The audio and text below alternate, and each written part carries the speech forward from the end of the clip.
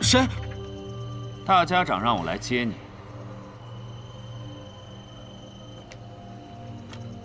大家长知道我要来。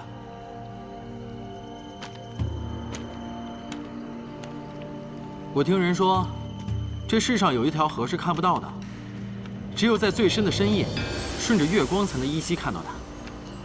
沿着这条河往上走，就能找到杀手榜上排名第1的暗河。没想到果然如此。暗河分3姓：兵器术苏家，内功拳术谢家，医术秘法穆家。3姓各自统领门内高手，以大家长为尊。你是苏家家主吧？苏沐雨。没错，就是苏沐雨。我还听说，你的名字跟你的这把伞有关。你这把伞下有18柄长剑，杀气暴涨时会有18柄利刃喷洒而出，宛若沐雨。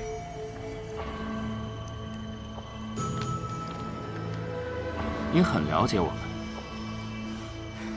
跟你们做生意，当然要多了解一些了。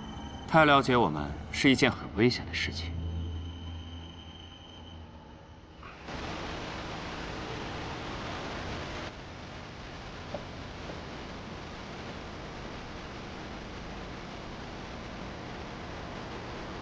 大家长，人已带到。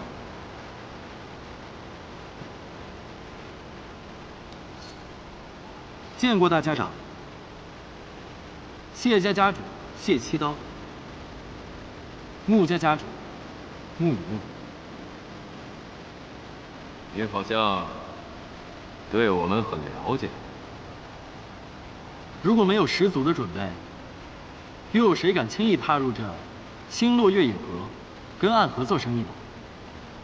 既然了解我们，就该知道来这儿做生意是件很危险的事情。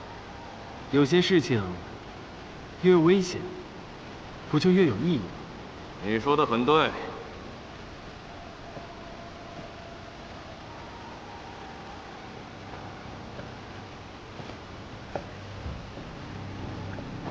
那么，你给我们带来了怎样有意义的事情呢？我要那只能在暗处的河流流入天启。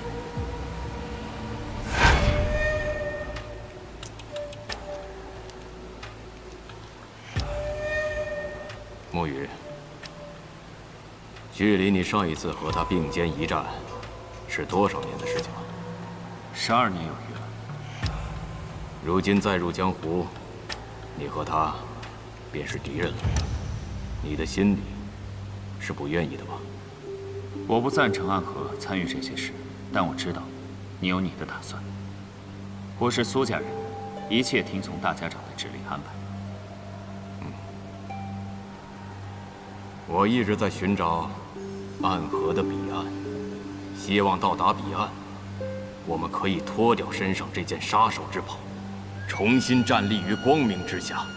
而这件事，便是我们登上彼岸的最好契机。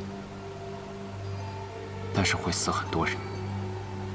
暗河之中，最不缺的，便是死亡。虽然你已经在信中说过，但我还想听你亲口说一遍你的身份。北离六皇子萧楚河。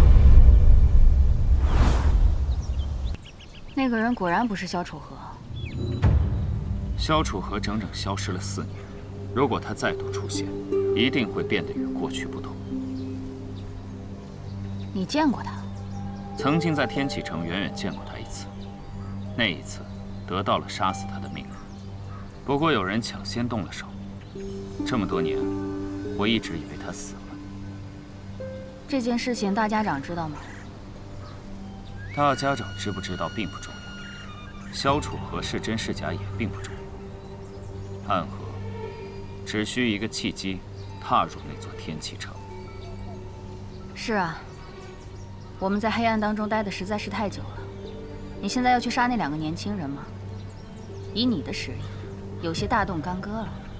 我会连夜南下去拦住一个人，这个人似乎也要赶往北门，他会是这次行动的一个变数。什么样的人能让你这般如临大敌？雪月剑仙李寒一。你们什么人？为什么要拦住我们的去路？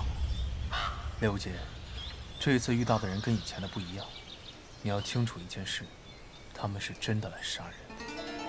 那他们到底是谁？暗河。暗河？就是那个占据了杀手榜前8席次的杀手组织吗？没错，我姓苏，苏家苏昌黎。自报家门的杀手还是头一次见。告诉你们名字，是因为你们很快就要死了。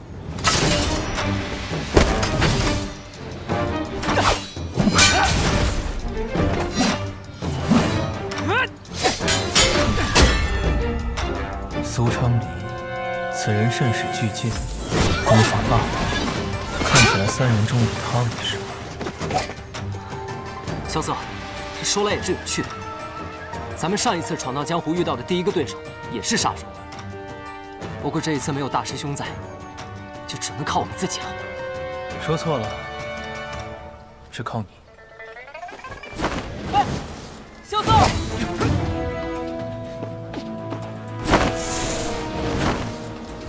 师傅，弟子以后闯荡江湖需要注意什么事？只要记住8个字：天下武功，唯快不破。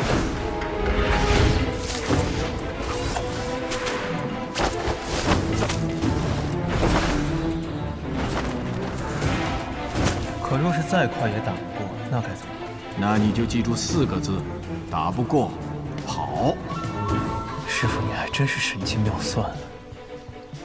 可就算这踏云步不耗内力，也极耗体力，这下麻烦了。原本计划着引开这几个人，给雷无界机会击败对手再会合。可看目前这情形，我已经快跑不动了，而雷无界那边也还被困着。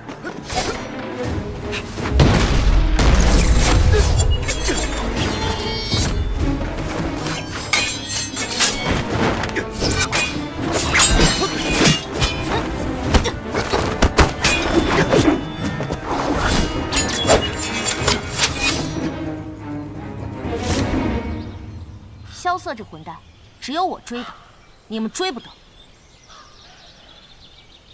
小心那2个。你打不过这2个小贼也就算了，以为我也这般不济吗？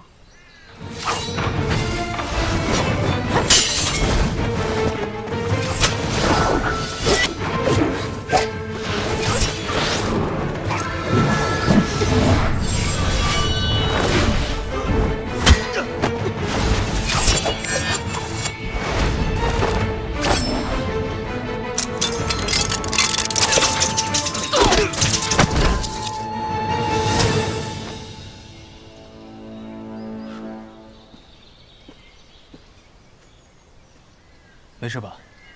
这么危险的东西你也敢瞎惹，就不怕打着我？那我又不姓唐，只能瞎惹我。大师兄的武器怎么在你手上？喝酒输给我的。行了，也得赶紧跟我去找雷无极，他可能有危险了。那个叫苏昌黎的，我怕是低估他了。不错，能在我剑下坚持这么久，你足以自傲。我还没有结束呢。你虽然不是我的对手，但却有机会逃走，为何要与我死战？我若走了，你去追我朋友怎么办？好，重情重义，大好男儿，这颗头颅值得一看。师姐，萧瑟，你没事吧？几个小杀手还奈何不了我。哼，要不是本小姐赶到，你们早就死了。废话真多。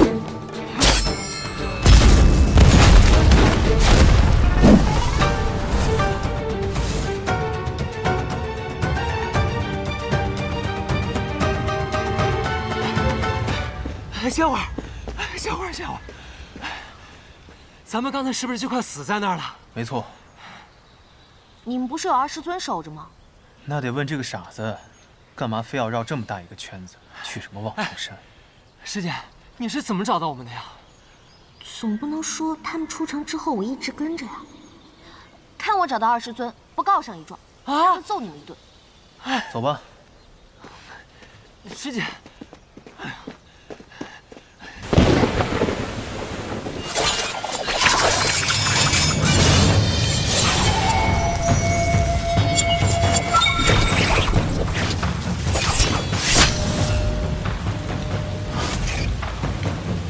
雪月城李寒衣，暗河苏沐雨。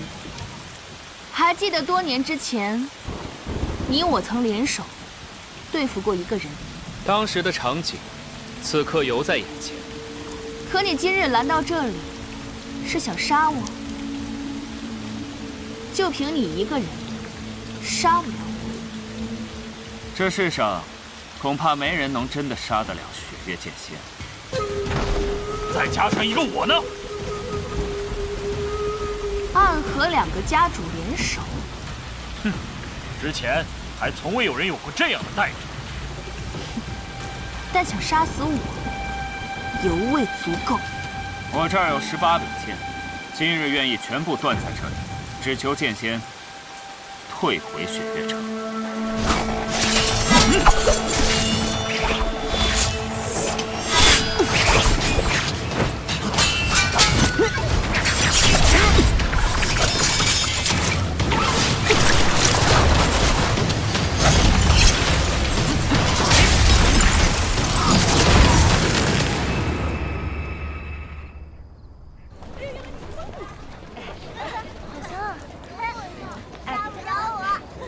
快走啊！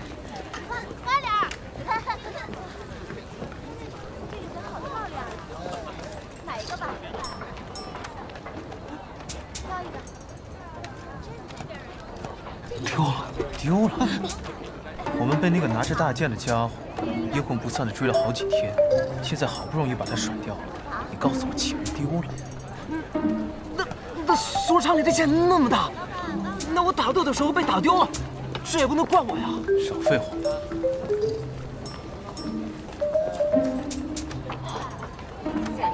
钱老师，我没钱，我可是偷偷跑出来的。你怎么又偷偷跑出来了，师姐？还不带钱？我出来逛逛不行啊？你出来逛，你也要带钱呢，而且怎么逛就逛到萧瑟边上去了？前几日的时候，臭小子，把你这2把破剑先拿去当。那怎么成啊？我要是现在把这2把剑当了，我们出了这个城门就会被苏昌里给砍了。那就算侥幸逃脱，我也会被我师傅跟我姐给砍。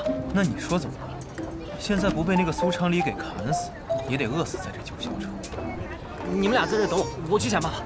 你能有什么办法？这好，好多人啊！臭小子，跑哪儿去了？姐姐姐姐，你这么好看，叫你相公给你买朵花吧。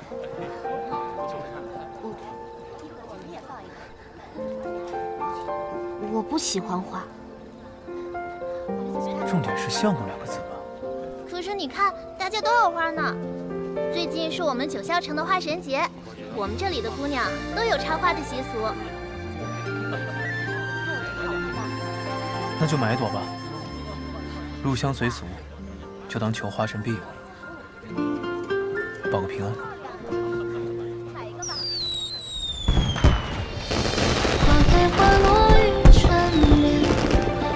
哇，花神节的烟花，好美啊！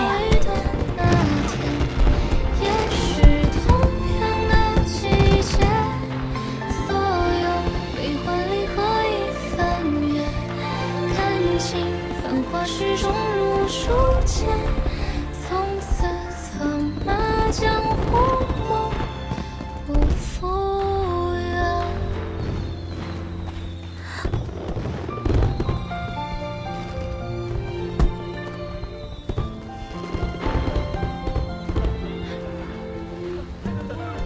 在想什么？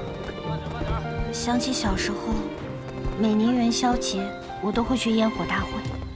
我小时候啊，总被人挡着，我二爹就把我放在肩膀上。你呢？你在想什么？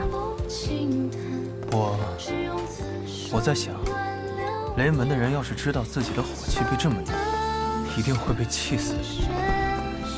啊！我要表演了！我要表演！我要表演了！乡亲父老们过来看看啊！过来看看！我要表演了！好，好，再来一个！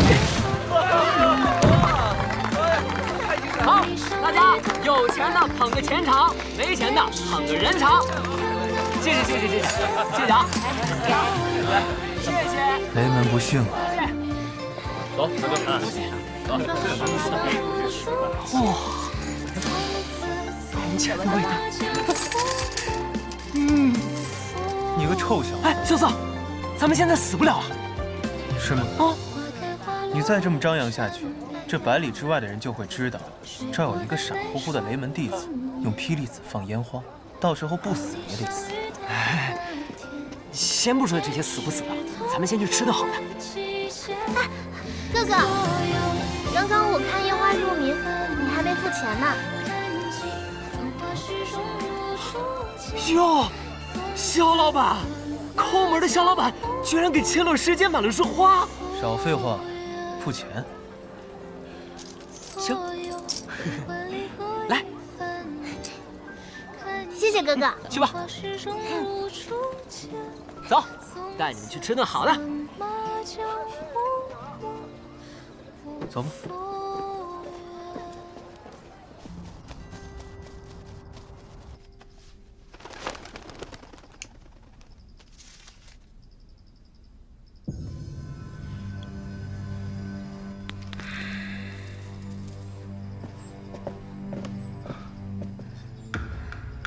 师傅，你回来了。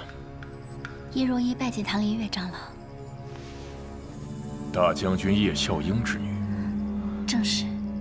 师傅，不是说对叶姑娘的病有医治之法，才让我把她带回唐门的吗？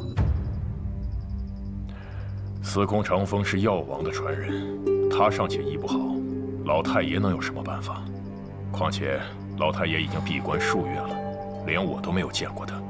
那是谁传假消息给雪月城的呢？是我。一潭流水一潭月，半入江风半入云。若依今日要见的，并不是唐门长老，而是天启四守护之一玄武使。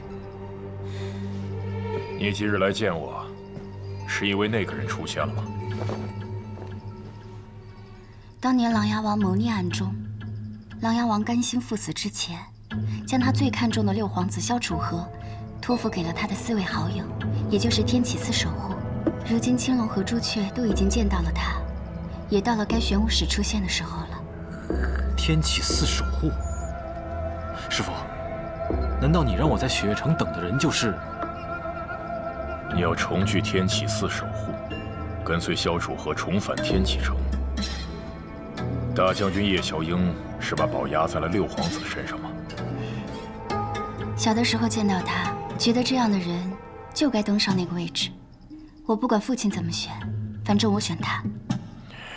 只可惜你来晚了。来晚了。你看外面。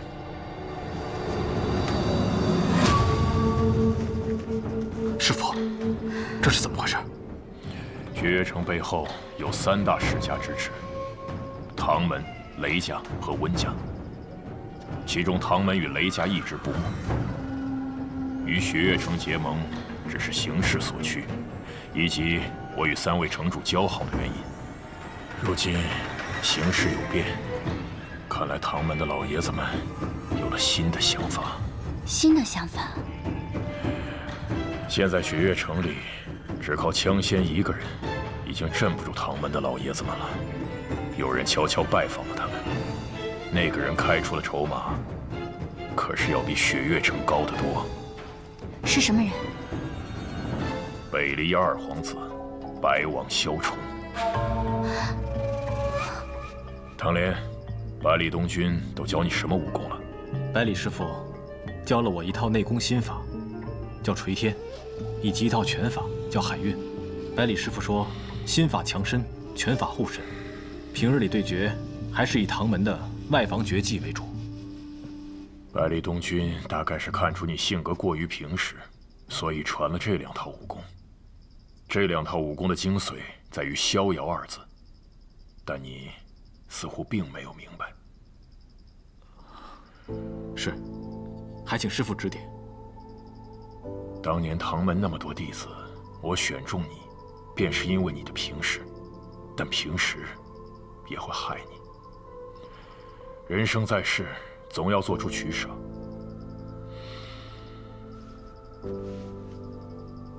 这是玄武令，叶姑娘，当年我们答应琅琊王，世代传人都会守护6皇子周全。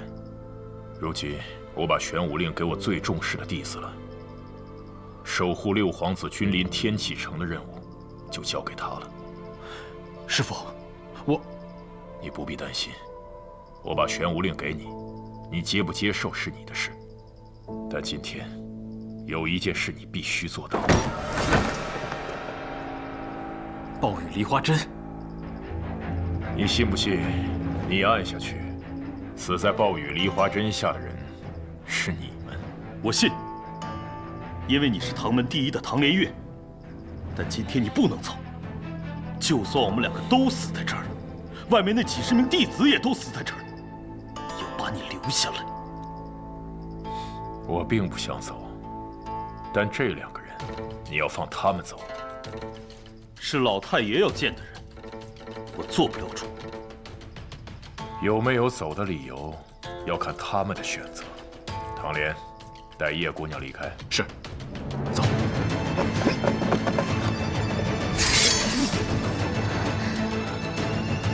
老太爷。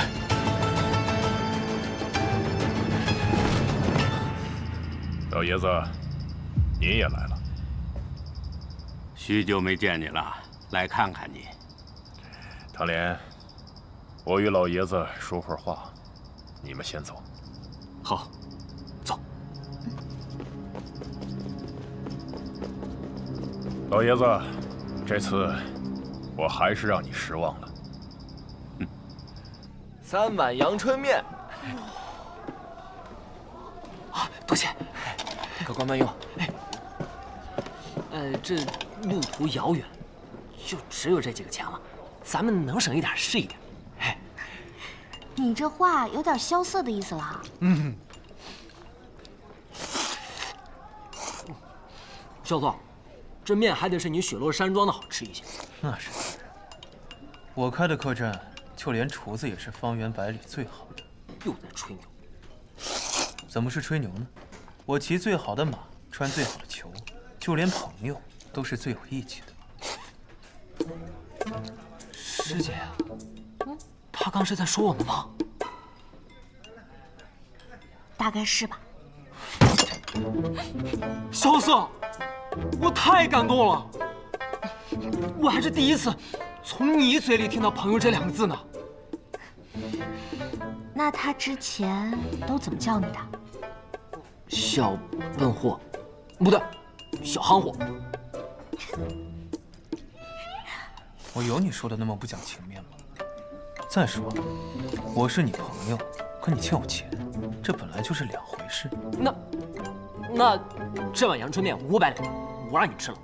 行，500两就500两，我又不是付不起这钱，就当是你那天在望城山下的救命之恩了。那天你若是弃我而去，苏昌礼在哪儿，我必死无疑。那你别吃了。干什么呀？我救你是因为你是我朋友，就算你萧瑟是街头卖艺、玩杂耍赚钱的穷光蛋，只要你是我的朋友，我都会救你的。但是你把情谊换成银子，你别说是500两，5万两我都不跟你换。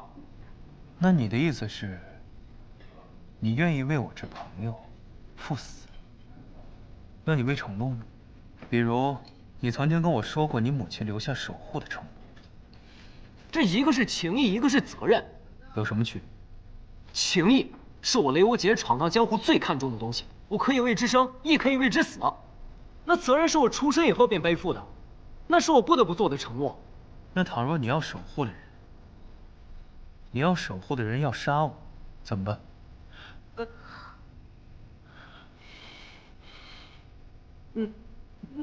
那便说明我母亲他们错了，那人不值得我守护，我带你跑就行了。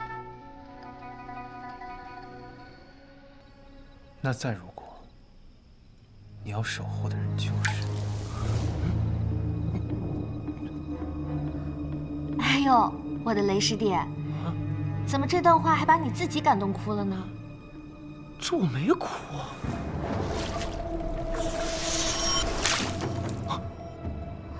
怎么了？弹指醉，好见识。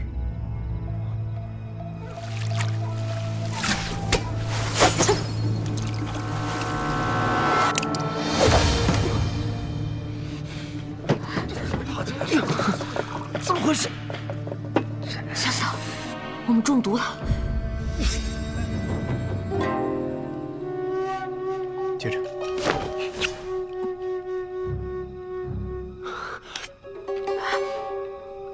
精通凝水诀，并且能和弹指醉相结合。你是暗河穆家人。暗河穆家，穆英。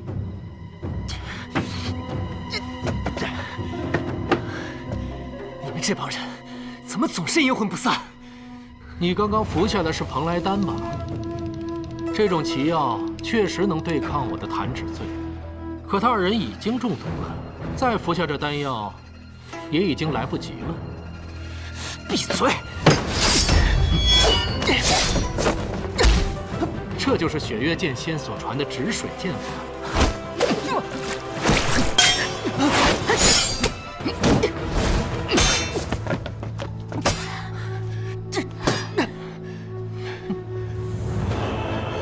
手上内力。雷无节，千落，不要妄用真气。束手就擒，我可以让你们死得不那么痛快。你似乎太得意了，你别忘了，我可没中弹指醉。你并不会武功。小嫂，我跟雷无节拖住他，你快跑！你的这两位朋友，若再妄动真气，就要筋脉寸断而亡了。闭嘴！穆英，你算盘打得很好，不过你还是忘了，他们二人内力暂丰，但我的内力还在。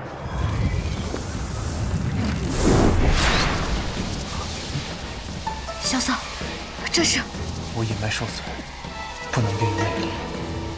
这是如剑仙送我的无名书中武术的流转之阵，我把内力借给你们。你有这么厉害的武功，怎么不早用啊？想得美！你们内力暂丰，我才能成功。不过我的内力，你们用不了多久便会耗尽，要速战速决。萧瑟他们有新的消息吗？没有相关的消息。雷家没有书信传来吗？没有。我曾听唐师兄说，当初雷无节来雪月城的时候，1个月的路程，他们生生走了3个月。这样算来，但愿是我多虑了吧。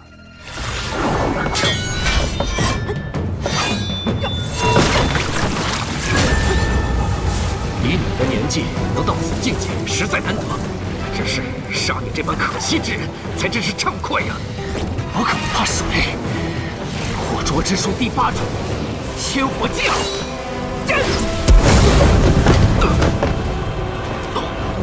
了解，不要妄动，站在那里保持气势。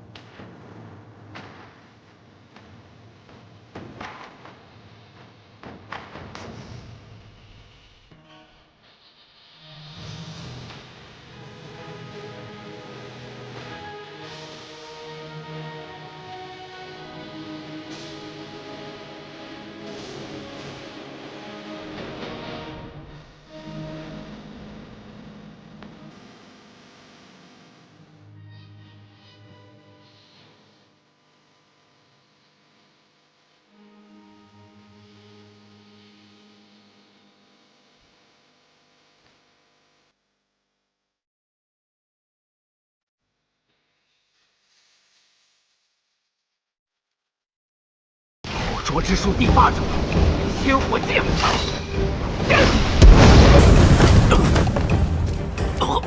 了解，不要妄动，站在那里保持气势。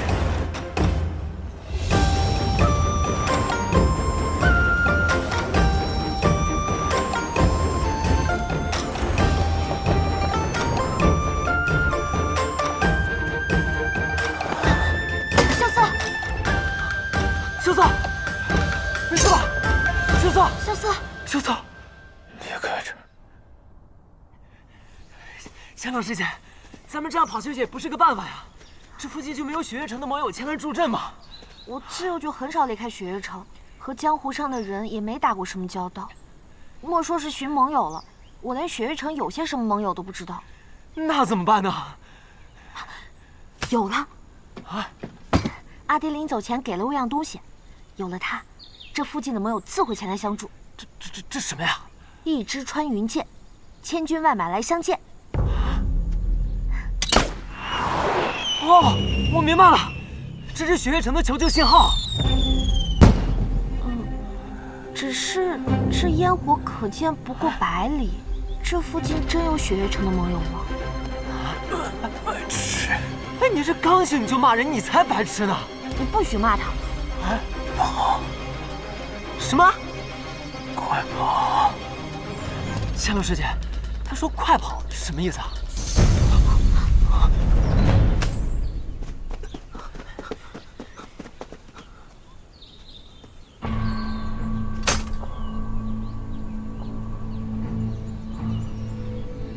有人先一步把他们劫走了。这附近有雪月城的盟友吗？剑心种。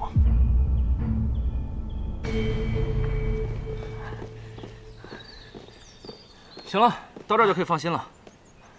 剑心种外设有奇门阵法，寻常人根本进不来。多谢2位兄弟了，敢问2位兄弟尊姓大名？何去？何从？好特别的名字啊！没时间寒暄了。放心吧，适逢华神医正在剑心种中采药，我这就送他过去。哎，这位雷兄弟啊，不如和我去一趟剑阁吧，老爷子应当想见你的。老爷子是谁啊？笨啊！老爷子当然是剑心种的种主了。种主？嗯。哇！这好多剑啊！这儿真是比雪月城藏剑阁还威风呢！哎，对了，明轩师兄，你为什么会出现在这儿啊？我是来剑心种办点事儿啊，结果刚到这儿就发现天空炸响的那支千城令，能有资格用千城令的人可不多，我就赶紧赶了过来，结果发现是你。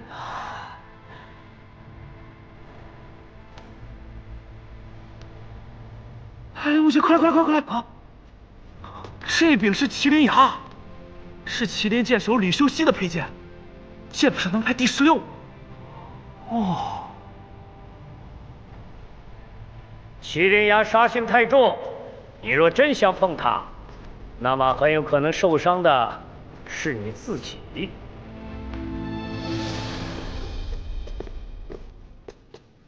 老爷子，要求见的落霞仙子的弟子是谁呀？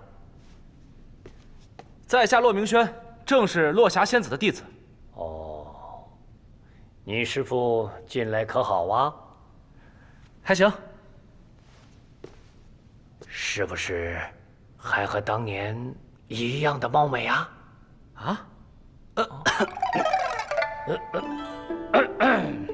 那个，你要的剑，老朽已经给你铸好了。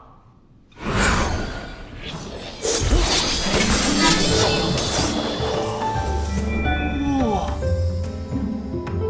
重剑无望，轻剑别离，长剑凤凰，双剑勾芒结尘，30剑般若一目，一共7柄剑。7柄剑，这么大方？多谢老爷子。你拿去吧。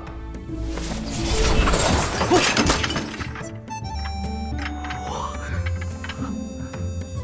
至于你嘛，好像看着很眼熟啊。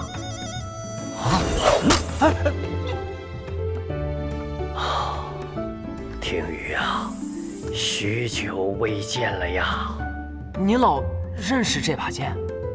听雨观雪，万花文风，风雅四剑，乃是我年轻时所著，我自然认得。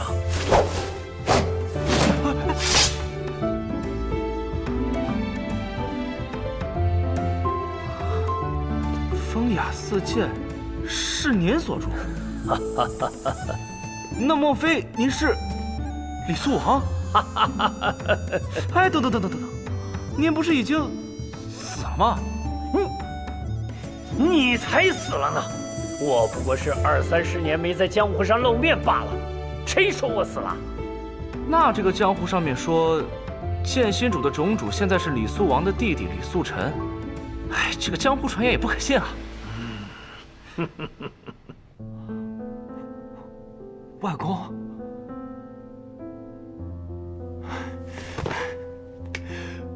孙子刘维杰不孝，见过外公。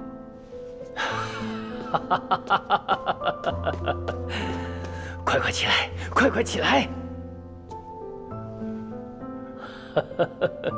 剑术有成，便不算不孝。你既然得了这把天羽剑，想来是见过你姐了。好，哎，你姐啊，才是真的不孝啊！她明知道我一个老头子在这剑心种里面孤苦伶仃的，也不来陪我。你说，我又没有非得逼着她，让她当这个剑心种的种主，她那么怕我干什么？这天羽剑就算是对她的惩罚，我没收了。啊！莫急，今天晚上啊，你来剑阁，我再送你一把更厉害的剑。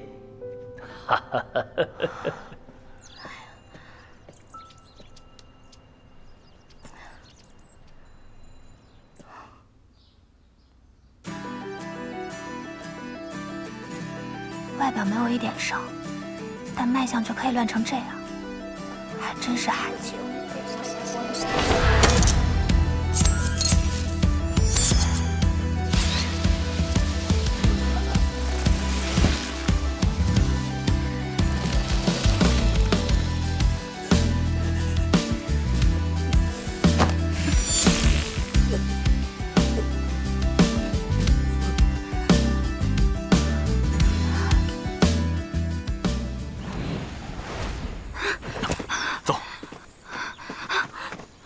叶姑娘，你没事吧？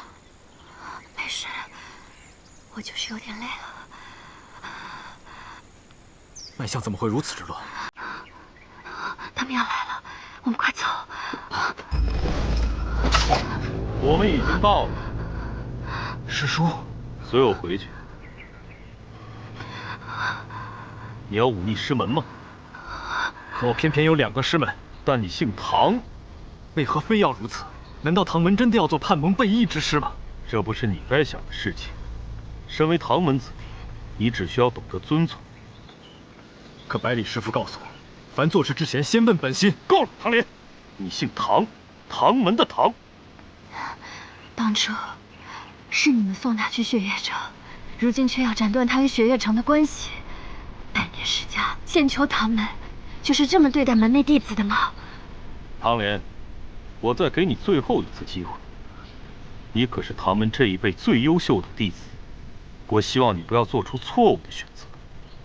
唐莲，叶姑娘，你赶紧走，找到最近的兵衙，走。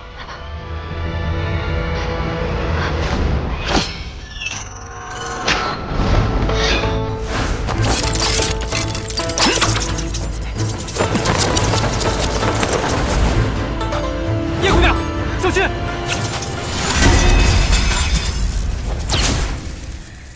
好久不用这类武功，都会忘记叫什么名字了。自在心中生功。对，就是这个名字。叶安石，在天外天我叫叶安石，如今在回中原，还是叫我吴心吧。多谢大舅。我当是谁呀？上回放你回到天外天，这次你竟然还敢跑回中原？放我回，就凭你？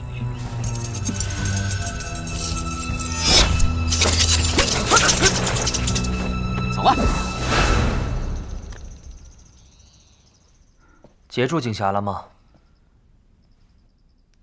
今日得到消息，暗河苏家家主苏沐雨和谢家家主谢奇刀合力阻止李寒一北上，但李寒一看穿了埋伏，最终突围而去，目前行踪不明。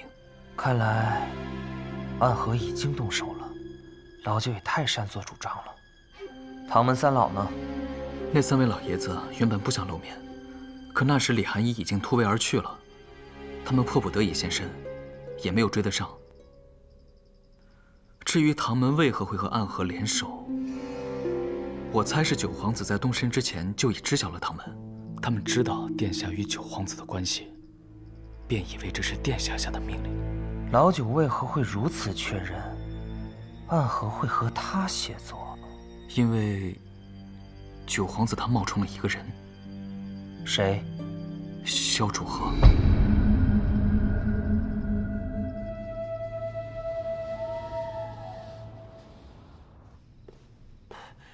外公，我来了。你来啦？吴外公要给我一把什么剑？当然是世上最好的剑之一啦。最好的剑之一？莫不是在剑谱之中？来，你看看这两边的剑谱，10大名剑，乃是当今世上最好的剑。你看看，这剑谱第10，无忧，其剑银白如玉，剑身修齐秀丽，不似人间之剑，隐隐有飘然的仙风。现传人不知。这剑谱第9，霜雪，其剑乃是雌雄双剑，秋之霜，冬之雪，单剑平凡，可是双剑合璧，却有神威。现传人不知。这剑谱第8，皓阙，其剑可称得上人间正气第1剑，浩然正气，可斩千魔。原北离大都护所佩之剑，现藏于天启城的天剑阁，由剑奴守之。这剑谱第7，洞千山，其剑的剑气是浩瀚无比，一剑起动千山，起万朝。这10大名剑之中，唯一当世铸剑师所铸之剑，现传人不知。这剑谱第6，青霄，其剑乃是望城山的镇山之宝，历任掌门所佩之剑，现传人为望城山掌教赵玉珍，位列5大剑仙之玄剑仙。你再来看看这边，这剑谱第5，破军，其剑钝而厚重，非天生神力不能无，称王霸之剑，现为怒剑仙严战天佩剑。剑谱第4，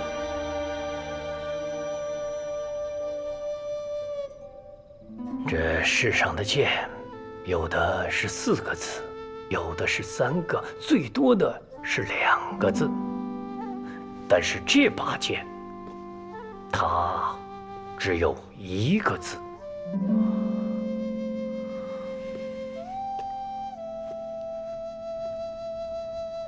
心。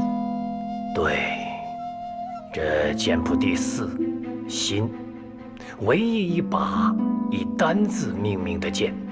这剑可通灵啊！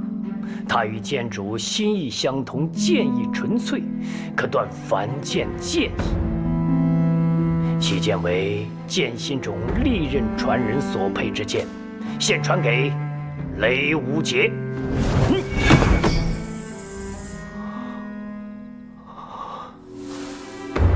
外公是想把这柄剑传给我？这把剑本来就是你母亲所配之剑，现在由你来继承，那也是理所应当的嘛。不过，有人认为，剑是剑，人是人。比如你姐姐，她不愿意接过这柄新剑，却偏偏跑到那个昆仑去求什么铁马冰河。但是有人觉得，剑即是心，心亦可作剑。比如你的母亲。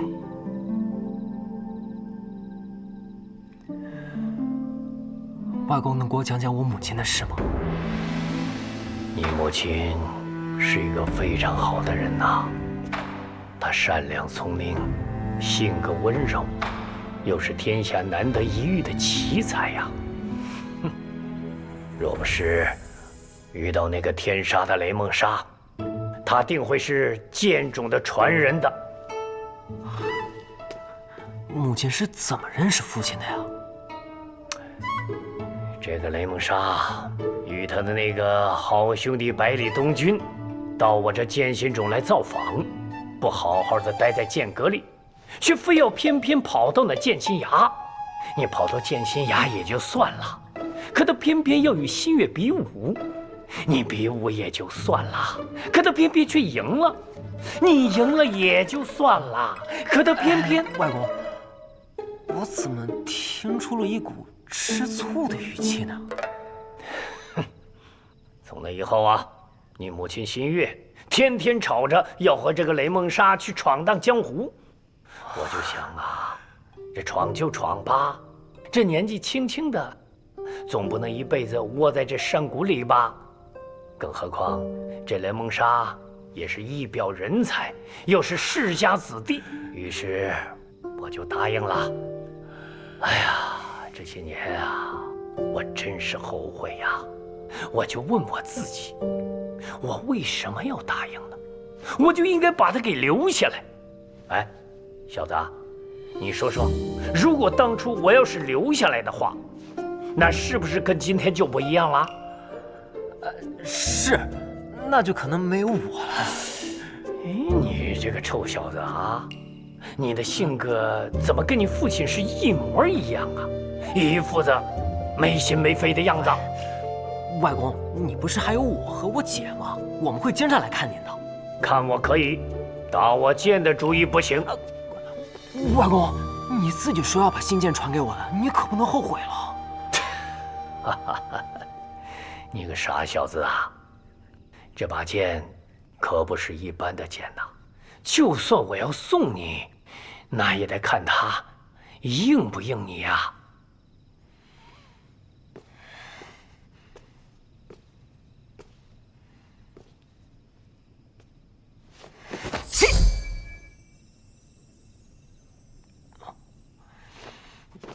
再见。哎，小子，你不要总想着如何控制这把剑，你呀，要用心的与他交流，他才会回应你的。再试试。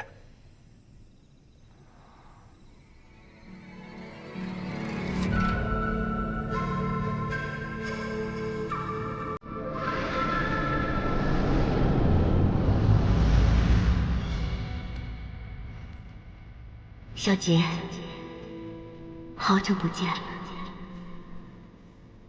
阿娘，真的是你吗？阿娘，我只是你心里的想象，是新剑与你产生了共鸣，幻化出了我的样子。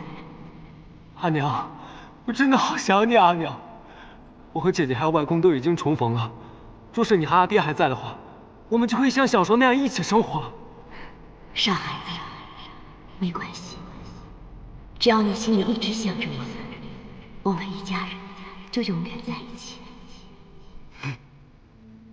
对了，阿娘，我现在已经是青龙守护了，可是我不知道作为一个真正的守护到底应该做点什么。在我回答你之前，你先告诉我，你为何执剑？因为我有想保护的人。对于守护来说，执剑的意义就是守护想要守护的人。想要守护的人，守护想要守护的人，守护想要守护的人，守护想要守护的人。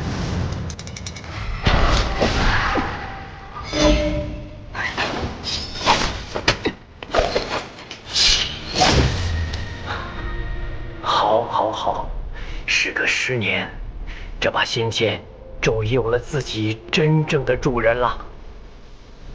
守护想要守护的人，阿娘，放心吧，孩儿定不负使命。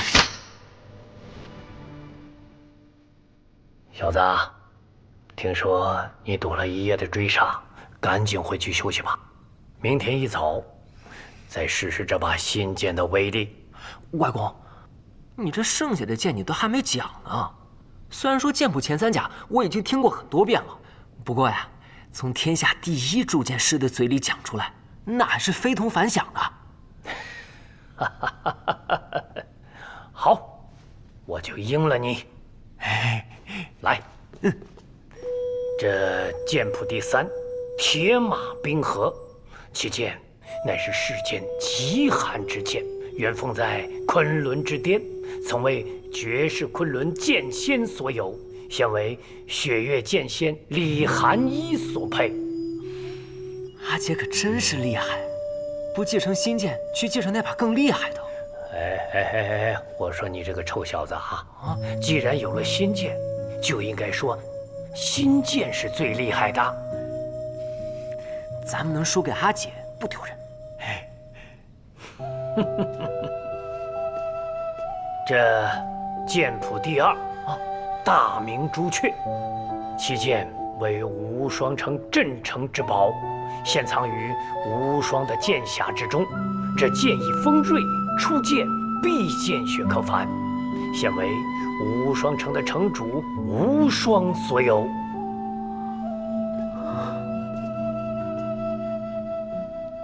也不知道无双什么时候才能拔出这把剑。能拔出大明朱雀的，就证明他已经是剑仙了。那就只剩下最后这一。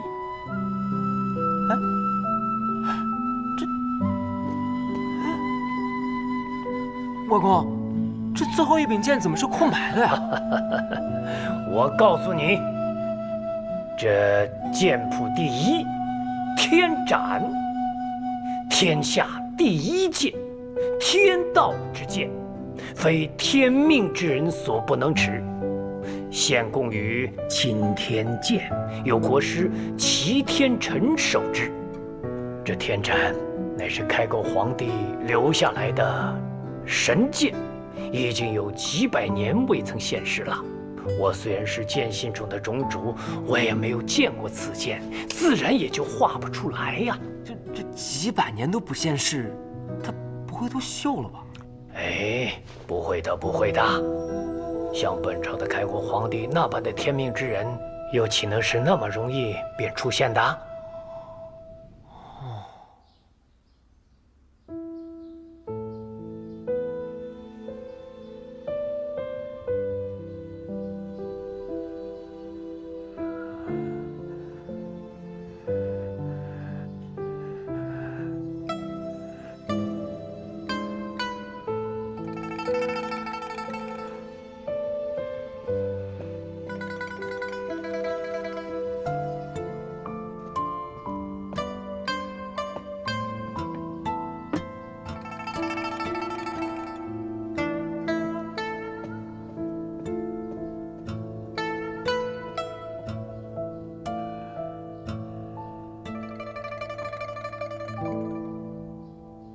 丫头啊，这个年轻人的伤怎么样了？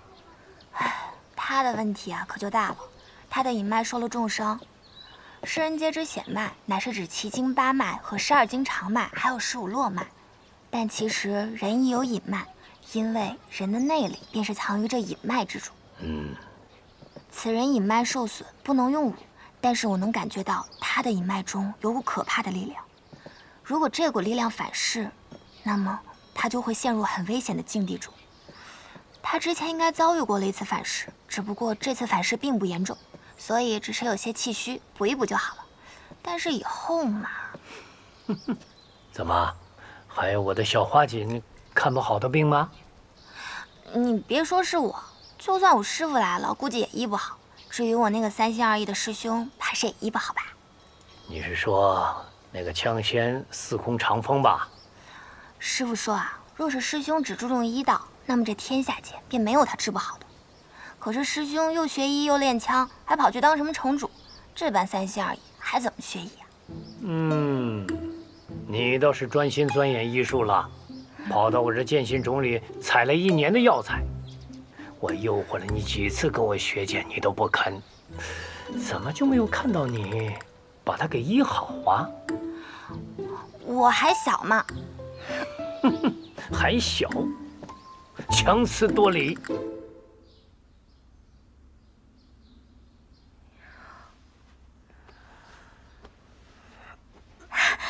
你醒了，好点了吗？好多了。你放心，以后我一定不会再让你受到伤害了。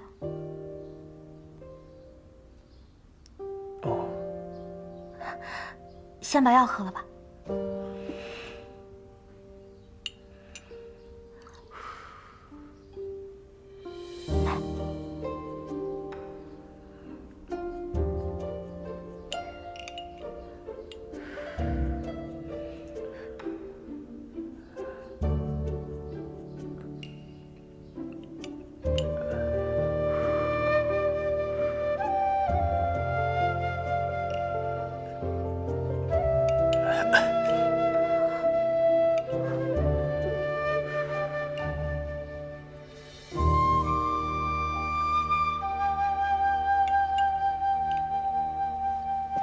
3日过去了，你终于能下床了。多谢神医。不用谢我，我只能帮你小忙。你隐脉的大伤，我治不了。这话我已经习惯别人说了。我之前在药王谷里看到过一本古书，上面记载了一种医术，叫补魂之术，能令枯木逢春，结泉涌水，逝去的花草能够重生，断去的魂脉也能够重连。只是书上并没有记载补魂之术的正确用法，可能早就失传了吧。毕竟师傅号称医术天下第一，也并不会这补魂之术。这么说，你是新百草的弟子？是啊。这几天啊，千落师侄已经和我说了，你是长风师兄的弟子，所以你也应该叫我一声小师叔。你今年多大？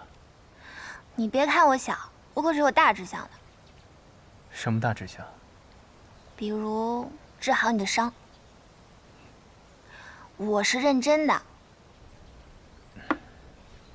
我信。对了，他们说你那天通过什么流转之阵将内力借给了他们，是一本什么书啊？能给我看看吗？可以。